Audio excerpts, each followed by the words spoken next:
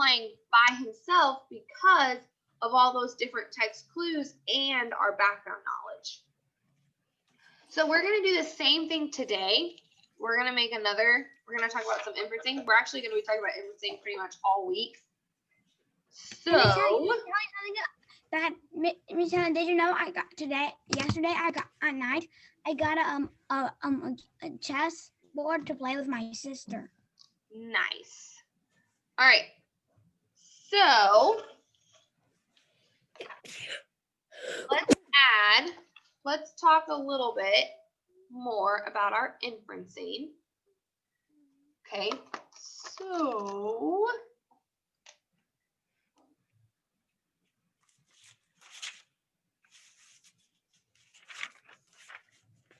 So for our inference, okay, let's see. I just put my other anchor chart up. So let's see if anybody remembers.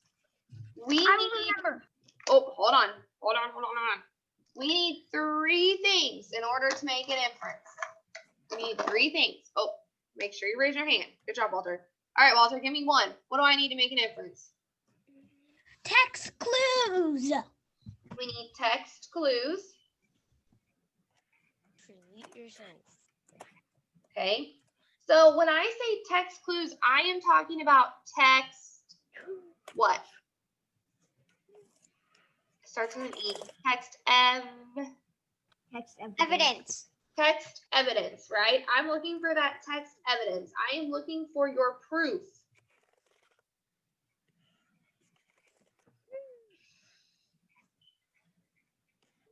Don't just tell me that you think it's Smasher because she's a bully. Well, how do you know she's a bully? What has she done? What do you know about her, right? Give me your text evidence. Tell me why you think that. Don't just say, oh, I think it's this because, well, yeah, she's this, right? Give me the proof. Because she's selfish and mean. You have to give me the proof. All right. We got text clues, text evidence. Okay. Then we add what? What else do you have to have? What's next? Your Aiden? Background knowledge. Background knowledge.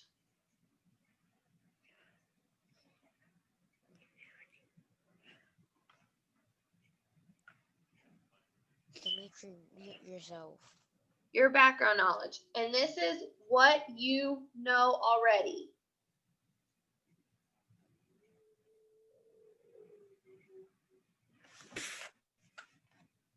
Okay, this is what you already know.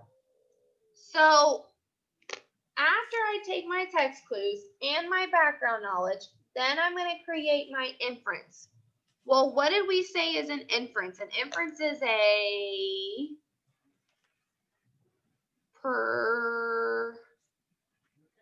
Yeah, but I heard the dogs howling. You heard that? Inference is a anybody? Prediction. Prediction. Or it's a, starts with a G.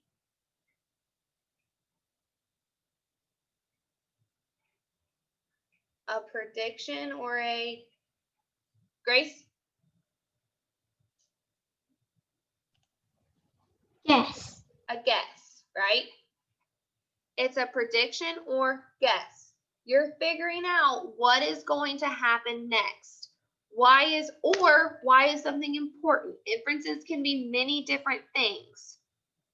So the big thing with inference, so we are good. We've said text clues, background knowledge, make a guess, okay?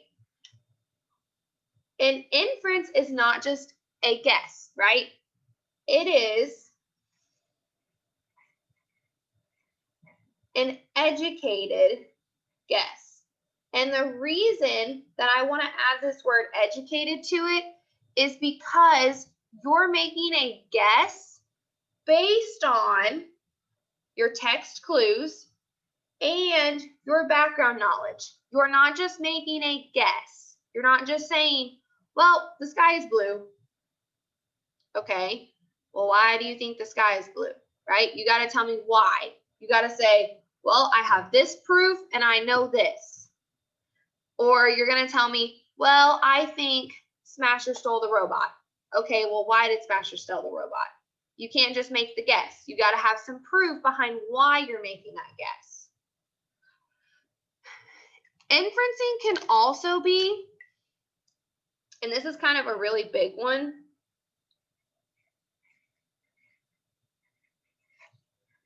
reading between the lines.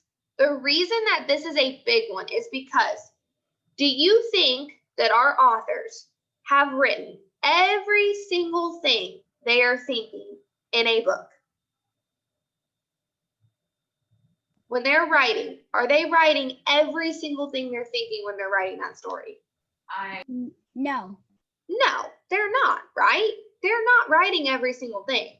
If our authors wrote every single thing they were thinking, you would be reading a 1,000-page book, right? If I were to tell you, well, Myron climbed the tree. Well, then Myron did this. Myron did this because of this. And then Myron did this because of this. And then Myron did this because of this. Would that be an interesting book to read? No, it would just, no. No, because it would be telling you exactly what happened all the time. So a big part of inferencing is reading between the lines and being able to say, okay, you know what? I think this happened because of this. Yeah, my book doesn't tell me that, but I already know this.